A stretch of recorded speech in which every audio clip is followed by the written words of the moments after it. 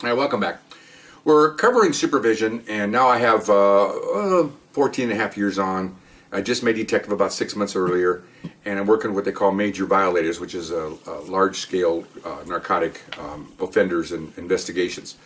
Let me preface this by saying that you think the higher up you go, you're going to have better supervision, and it's not so. Okay, human race and all that stuff, and oh yeah, and I'm naked. Now you identify me, okay? Anyway, so you think that it's going to be better, and it's not. It's just a different level, okay? And as I go down the road here, you'll see as I get my rank goes higher. Now I'm dealing with top step detectives, and when I make the top stack, I'm dealing with lieutenants and captains, which is the whole thing down there. Okay, so anyway, so I'm in this squad, and I work for a top step, and then there's two guys below him. And I told you earlier in the last tape, he had two favorites, and you don't do that. Okay, so anyway, one of the favorites. One day the top step was off, and we're doing a case out in the San Fernando Valley. And it's pretty hot. It's summertime, and like I said before, when you work where we work and you follow people, you look for shade, food, and a bathroom. The shade's important because you're going to sit in that car, even with all the air conditioners on, in a hot, all day, waiting for these guys to move. You follow them and all that stuff. Okay, so it could be uncomfortable. I mean, even though the air's on, it's nice, but you can't get out of that car. You'll fry. Okay, so we had a case where we had to use a van to sit and watch this one location. So naturally, the junior guy gets in the van. Okay, well, the top step was off. One of his favorites was in charge. And before we went out there, he was talking things like, well, you need to serve your time in the van. You need, looking at me. These young guys need to do the van and get some van time. And I'm sitting there going, van time? I said, I work 2 tours of ICE in gangs. I got more van time than you'll ever have. But I just kept quiet because he's my supervisor. Didn't say much. Okay, so they put me out on the spot. Well, with the van sitting there, you can't have air conditioner on. It can't be running. It's going to sit out there. So I'm out there in San Fernando Valley. It's hot. I'm in the shade of a tree, but when it's 105 out, with all the vents open in that van, it's still going to be 105 or more in that van. Okay, and so on purpose, at least the other supervisor said, bring some a t-shirt and some swim trunks and a lot of water because you're going to be sitting there for a while. We can't change the reason why they kept it in there for a while is because if you see a van parked down the street and nobody's in it, okay, you cannot sit there for 2 or 3 hours and then all of a sudden have somebody pull up, get in the van, and somebody else gets out. And the guy that shows up stays in the van. The crook's going to see that, so you burn it. You burn the van. Okay, it's a cop van. So you're in there pretty much for a while. Okay, so I'm in there an hour, and I get on my radio, and I'm broadcasting something I see in the house. The crook's not coming out yet, but other things. I get no response. Well, that's weird. So I thought, well, I'm new. Maybe they're just listening, not responding, which I thought was kind of strange. Okay. 2.5 hours go by. I'm reporting a couple things. No answer. So about the 3rd hour, and now I'm dripping in sweat. I'm in a sauna, pretty much. I get on the radio and I go, is anybody there? I need some relief. I need to go to the bathroom. We didn't have anything set up for the bathroom. Okay, so no answer. Well, that's interesting. So I said, well, I took it upon myself to get in that driver's seat and drive to a restroom. So I went to the restroom, and then I come back over in the area and I get on the radio and there's no answer. I said, that's weird. So I knew nearby they had an informant in a hotel room that they were using to help with this investigation. So I pulled in there and I see all the cars and all these plain cars in the parking lot, all my squad. That's weird. So I come in, now I'm just, dehydrated, hungry, and the guy that's in charge, Mr. Know-It-All, Mr. Favorite, he goes, oh, there you are. I go, wait a minute. I said, I was out there waiting for you guys. When did you guys leave? Oh, we left an hour ago. Nobody told you, huh? Really? So I'm going, no, nobody told me. So you've been in here a couple hours and it's air conditioned. And he goes, yeah. Yeah, that's real funny. Okay, so he had done some other things before that. He was a person that talks down to you, not to you. So I let it go, and I let it go, and I let it go. Well, this changes. Okay, so the other supervisor said, "Look, why don't you get dressed, get some water, get something to eat, because we're going to have to leave here and go out to another location." It's okay, fine. So I go take a quick shower, rinse off, change clothes. I get something to eat, maybe an hour goes by. So we're all going to move here. We're going to set up another house. Okay, so the informant's he's let go. Now we set up another house. And since we had a van, we left the van there. I had to double up with one of the other guys, which is very rare. Usually you drive by yourself in a car. There's 7 of us, single drivers, and we follow people. You don't want to have 2 people in a car because it looks like a cop car. Okay, trying to make a story. There is supervision in here, which you can see already, lack of supervision.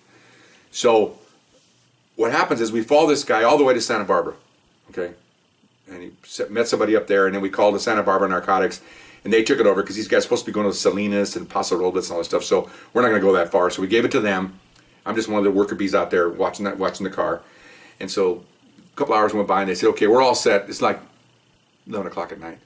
We're all going to go back to LA. You know, okay, fine. So we're driving back. I'm with the assistant squad leader, and then his buddy is the other detective. He's running the case, the bad one.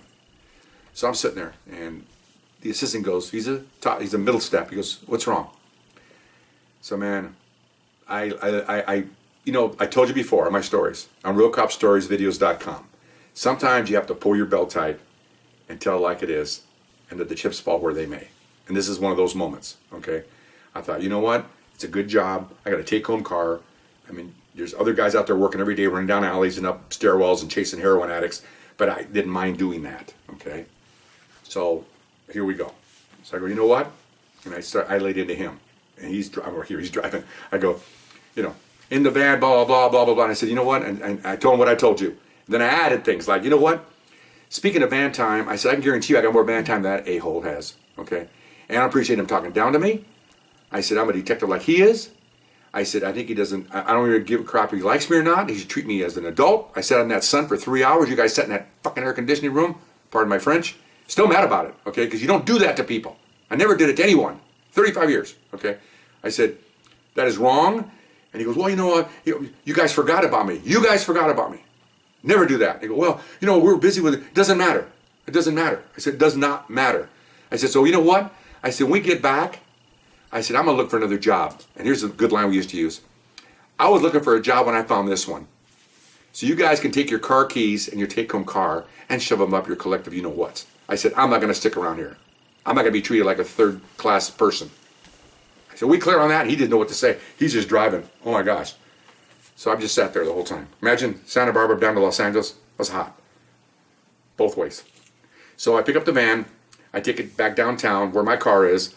And I got in my car, and I went home, and I thought, well, this was like Friday. I thought, well, I said, this is the last day I'll have this car because I just went into a chicken coop and started swinging around a broom, and all the chickens are going to fly. Okay, you know what's going to hit the fan on Monday morning. So I think I'm pretty sure I told my wife about this. I said, I'm not happy. I may be moving assignments. But again, I was not afraid of going back to what I came from. I loved it. It was great. I really did. I told you in the other video. It was a blast. Every day was different. Foot pursuits, chasing suspect. How could it be a bad job? You guys are paying me great money for this. Great pension. I love it. Okay, so Monday morning, now I'm dreading. A weekend I'm thinking about it, but not really that heavy because, again, a lot of guys never wanted to leave this assignment. They'd even sold their second car. They don't need a second car and just use the city car to go to work, and then they use their other car, their primary car to, on the weekends or whatever. I didn't do that. I never relied on that kind of stuff. I don't want to have things decide whether I'm going to work here or not. I'm not. Okay, so anyway, Monday rolls around, I go to work. I'm sitting in there by myself. I'm there early. Other guys are coming in, and my top step comes in, Mr. Gruff. He sees me, and he goes, and I went, no problem. Again, I still have that belt tight. He may be a top step. He may be 2 ranks above me. He may be my supervisor, but I'm going to decide what I'm going to do, and I'm going to decide where I'm going. Okay? We go into the room. Sits down. Now that gruffiness went away. He goes, what happened Friday? He's not yelling at me. I'm going, okay. So I told him everything I told you. I'm still hot. 47 years later, it still upsets me because you don't do that to people. Okay? So I told him. He's like, he's shaking. He's going. And he says, you said you told the assistant that you might want to leave? I said, yeah. I'm not going to work in these conditions. I'm not.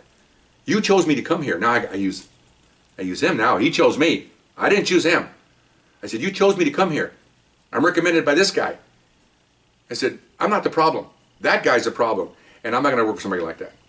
You're great. He's great. Everything's fine. But that's it. I may not do it anymore. Well, he did not want to lose me. And I could see it. Again, later on you'll see, you play poker and you know who folds. And he folded. He did not want to lose me. I was doing a great, we were all of us doing really good jobs. Undercover, making a lot of cases. you're very rare, and I found out later on when I become supervisor, when you have people like that, you keep them in the fold, man. You don't let them get away, okay? If there's one problem child, you know he's a problem child, he's done this before, and you correct that one. You don't correct 6 people, you correct the one guy. So he knew that too. So he goes, well, don't make a decision yet. I said, well, I haven't. I said, I wanted to talk to you anyway. I'm glad we are in here. You know, now we're adults here. I said, I want to talk to you first, discuss what's going on here. You know, you're my boss and all that. He goes, no, we're going to take care of this. I don't want you going anywhere. I said, I don't want to go anywhere. That was kind of a lie, but I wanted to give him a little bit of something, you know, to chew on. So I said, but, you know, if that's the way it's going to be, then it's the way it's going to be. He goes, no. I don't want to do anything. In fact, I don't want you to go out there right now. Why don't you just go to lunch, and I'll see you in an hour, a couple hours. And I'm waiting for so-and-so to come in. Okay. So I found out that I left, and that guy's coming in. Hey, you know. He waved to me like nothing happened. And I'm waving to him because I'm mechanical. Hey, how's it going? You know, I felt like a machine, right? Click. Hi, how are you? Click. Bye. You know. So I leave. I go to lunch. Well, I found out from the other guy, my buddy, that guy walked in, and the top step goes, I want to talk to you. Whoa. They went in there. I guess they were in there for like an hour. And the subordinate came out, face all red, not happy, and got in and went to lunch. Okay, so I found out the top step comes out and says, we're going to do this afternoon at 3 o'clock, whatever we're doing. And he had to go do stuff. I'll see you guys out there at 3. And everybody just kind of left. Okay, so this is what he was told to do, and I don't think he did it. He wouldn't have done it on his own. This guy that screwed me over. We're out at some place at 3 o'clock, setting up on a house. And like I told you before, it's 7 of us out there, single people in single cars, set like a perimeter around this guy's house. When he comes out, everybody follows him. You know, that's how we do it. You know. So I'm sitting there in some shade. I hear him come on the air, and he goes, ask me, where are you at?